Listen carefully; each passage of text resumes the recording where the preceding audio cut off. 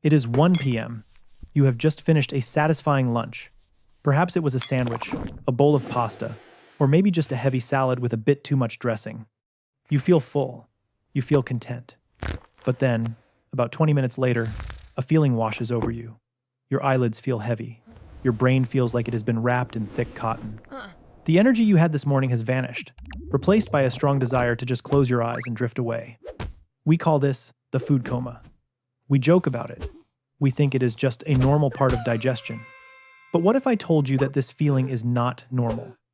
What if I told you that this sudden wave of exhaustion is actually a biological siren? A warning signal from your body that your blood is currently being flooded with a toxic level of glucose and your metabolic machinery is struggling to cope? Welcome to Healthy According to Science. We do not guess, we use evidence. And today, we are going to investigate one of the most powerful, yet most simple interventions ever discovered for metabolic health. It does not involve a prescription pill. It does not involve a restrictive diet where you starve yourself. It does not require a gym membership or expensive equipment. It requires only your legs and 10 minutes of your time. We are going to answer the question, what really happens to your body if you walk for 10 minutes after every single meal? We are going to explore the hidden science of the postprandial glucose spike. We will show you exactly how a simple walk can act as a molecular key, unlocking your muscle cells and allowing them to absorb sugar without needing a single drop of insulin. We will look at the evidence comparing this simple habit to the leading diabetes drug, Metformin. And, most importantly, we will give you the precise protocol, the timing, the speed, and the duration to turn this habit into a life-saving shield against chronic disease. This is the information that separates those who age with chronic illness from those who stay strong, lean, and energetic. Let us begin. To understand why this 10-minute walk is a miracle, we first have to look at the enemy. We have to look at what happens when you do not walk. Imagine your bloodstream is a highway. When you eat a meal, especially one containing carbohydrates or sugars, your digestion breaks that food down into glucose. This glucose enters your bloodstream, flooding the highway with thousands of new cars. This is the spike. In a healthy body, your pancreas acts as the traffic controller. It releases a hormone called insulin. Insulin travels to your cells, your muscles, your liver, your fat tissue, and rings the doorbell. It tells the cells, open up. Fuel is here. Take this glucose out of the blood. When this system works, the traffic on the highway clears. Your blood sugar returns to normal. You feel energized. But for millions of people, perhaps even for you, this doorbell is broken. This is called insulin resistance. You eat the meal. The glucose floods the highway. Your pancreas pumps out insulin. Insulin rings the doorbell. But the cells, they do not answer. They are tired of the noise. They ignore the signal. So, the glucose stays in your blood. The traffic jam gets worse. Your pancreas, in a panic, pumps out even more insulin, screaming at the cells to open up. Now, your body is swimming in two toxic things, high blood sugar and high insulin. This combination is the root cause of the inflammation that destroys your blood vessels, damages your nerves, clouds your brain, and packs visceral fat around your organs. This is the silent mechanism of pre-diabetes and type 2 diabetes. But here is where the magic of the 10-minute walk comes in. Scientists have discovered a back door to your cells, a way to open the gates and clear the glucose that does not require insulin at all. It is a mechanism called contraction-mediated glucose uptake. When you stand up and start walking, your large leg muscles, the quadriceps, the hamstrings, the calves, begin to contract and relax. This mechanical action triggers a complex molecular cascade inside the muscle fiber. It causes a specific transporter protein, known as GLUT4, to rise to the surface of the cell membrane. Think of GLUT4 as a gatekeeper.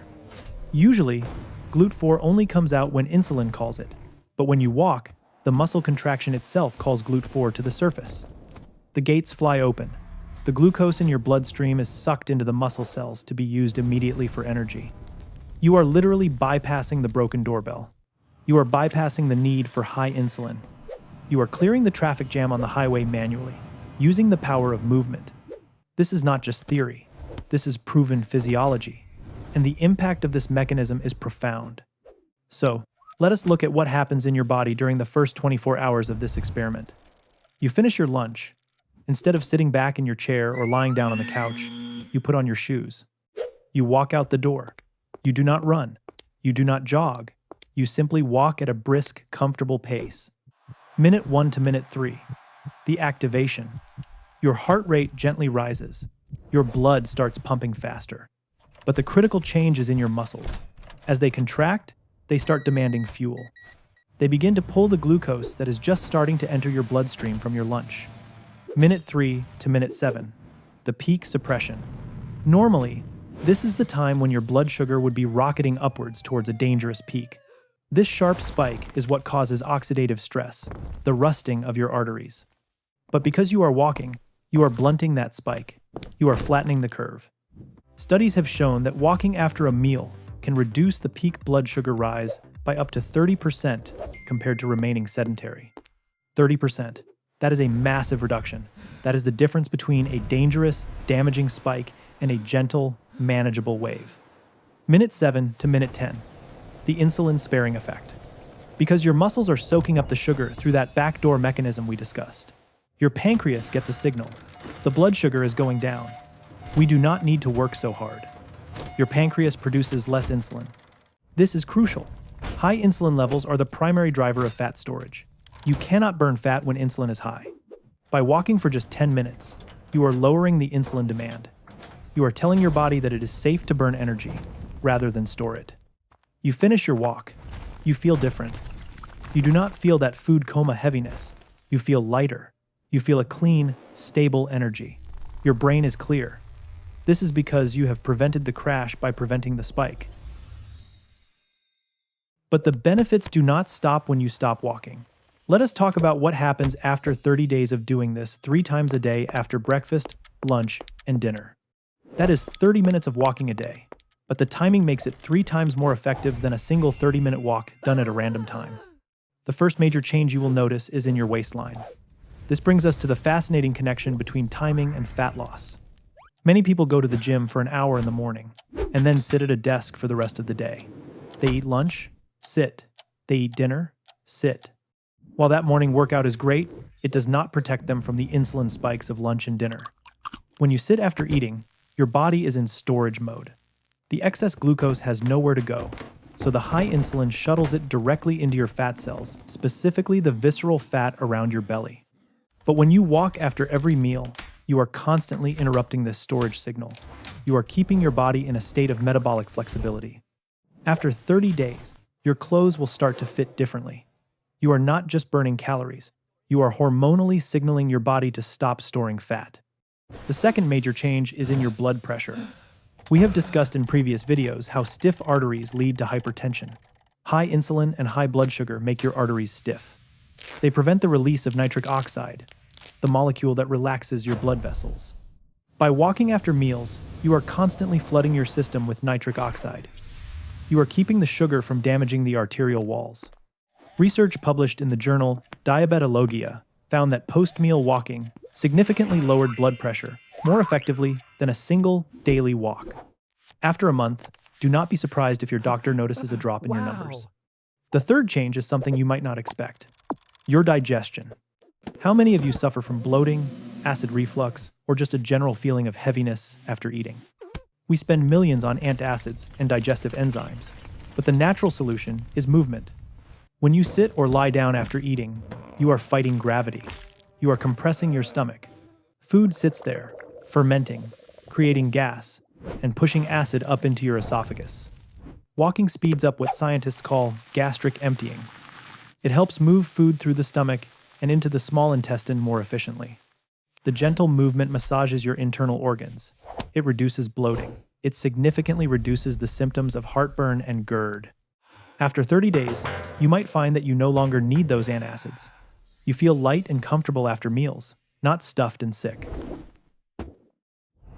But perhaps the most profound change happens in a part of your body you cannot see, but you definitely feel: your brain. We talked about the fog that rolls in after a high-carb lunch. That brain fog is a symptom of blood sugar fluctuation. Your brain is the biggest consumer of glucose in your body, but it is extremely sensitive. It hates spikes and it hates crashes. When your blood sugar crashes 2 hours after a meal, the reactive hypoglycemia, your brain panics. It triggers anxiety, it triggers cravings. You find yourself looking for a cookie or a coffee just to wake up. By walking 10 minutes after every meal, you stabilize the supply of fuel to your brain. You eliminate the crash. After 30 days, you will notice a sustained, calm focus that lasts all day. Your mood stabilizes. The afternoon anxiety disappears. You are no longer riding the glucose roller coaster. You are on steady ground. Now, we must address the comparison that shocks many people. The comparison to medication. There is a drug called Metformin. It is the most widely prescribed drug for type 2 diabetes and prediabetes in the world. It works by telling the liver to produce less sugar and helping cells become more sensitive to insulin. It is effective, but it comes with side effects, digestive issues, vitamin B12 deficiency, and more. A landmark study known as the Diabetes Prevention Program looked at over 3,000 people at high risk for diabetes. They compared the drug Metformin against a lifestyle intervention that included moderate exercise like walking. The results were staggering. The lifestyle intervention, walking, and diet reduced the incidence of diabetes by 58%. The drug, Metformin, reduced it by only 31%. Walking was nearly twice as effective as the leading pharmaceutical drug. Let that sink in. The simple, free act of moving your body was almost double the power of the best medicine science has to offer. Why? Because walking fixes the root cause. It fixes the cellular machinery. It builds more mitochondria. It improves blood flow. It reduces stress. A pill can force a chemical change, but it cannot rebuild your body's fundamental health the way movement can. So, if this is so powerful, why doesn't everyone do it? Because we overcomplicate it. We think we need special gear. We think we need an hour. We think we need to sweat. We let the perfect be the enemy of the good. So, here is the healthy according to science protocol. This is how you start. This is not a suggestion to run a marathon. This is a prescription for a habit. Rule number 1, the 10-minute minimum. You do not need to walk for an hour. Science shows that the benefits for blood sugar control kick in after just 10 minutes. Anyone can find 10 minutes. Rule number 2, the 30-minute window. You must start your walk within 30 minutes of finishing your last bite of food. This is the critical window. If you wait an hour, the glucose spike has already happened. The insulin flood has already begun. You want to get ahead of the curve. Ideally, go as soon as you put down your fork. Rule number 3, the talk test, intensity. You do not need to speed walk. You should walk at a pace where you are breathing slightly heavier than normal, but you can still hold a conversation. If you are gasping for air, you are going too fast. High-intensity exercise right after a meal can actually divert blood away from digestion and cause cramping.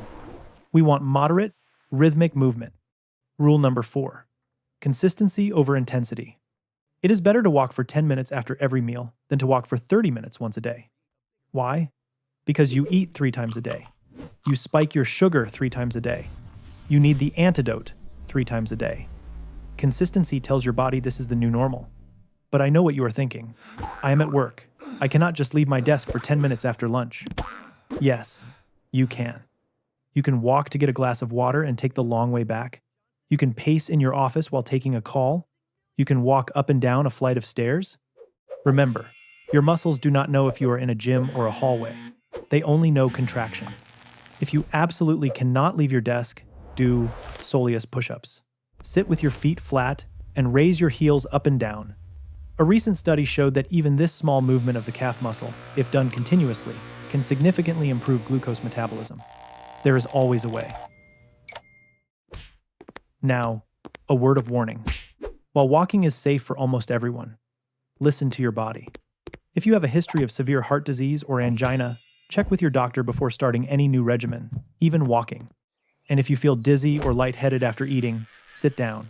This could be a sign of postprandial hypotension, a drop in blood pressure after eating, which affects some older adults. But for the vast majority of you listening, this is the safest, most effective tool you have.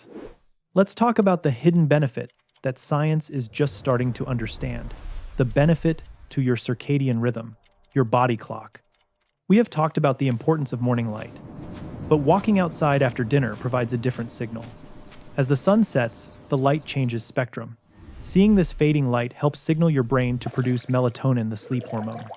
By taking your 10-minute walk outside after dinner, you are doing two things at once. You are blunting the glucose spike that would wake you up at 3 a.m., the liver alarm we discussed in our sleep video, and you are aligning your brain with the night. This leads to deeper, more restorative sleep, and better sleep leads to better blood sugar control the next day. It is a virtuous cycle. So, let us look at the scorecard. By simply walking for 10 minutes after your meals, you are lowering your blood sugar without insulin, reducing the risk of diabetes by 58%, burning visceral fat, lowering your blood pressure, improving your digestion, clearing brain fog, and improving your sleep. And the cost? $0. The side effects? Wow, You might need new believe pants it. because the old ones are falling Yes. off. The pharmaceutical industry is looking for a magic pill that can do all of this. They haven't found it. You have it. It is in your legs. It is time to stop looking for shortcuts and start using the machinery your body was designed with. Your body was designed to move for its food. In the modern world, we get the food without the movement. That mismatch is what is making us sick. You can fix the mismatch. You can close the gap. So here is your challenge. For the next 7 days, commit to the 10-minute rule. After breakfast, walk. After lunch, walk. After dinner, walk. It does not matter if it is raining, walk around your living room. It does not matter if you are tired, walk slowly. Just move. Observe how you feel. Observe your energy levels in the afternoon. Observe your sleep quality. If you have a glucose monitor, watch the numbers. You will be amazed. The evidence is undeniable. The science is clear. The question is no longer, what happens if I walk? The question is, why am I still sitting? If you are ready to stop guessing and start using real science to build a stronger, healthier life, make sure you subscribe to Healthy According to Science. We do not follow trends. We follow the evidence. And the evidence says, it is time to take a walk. Thank you for watching.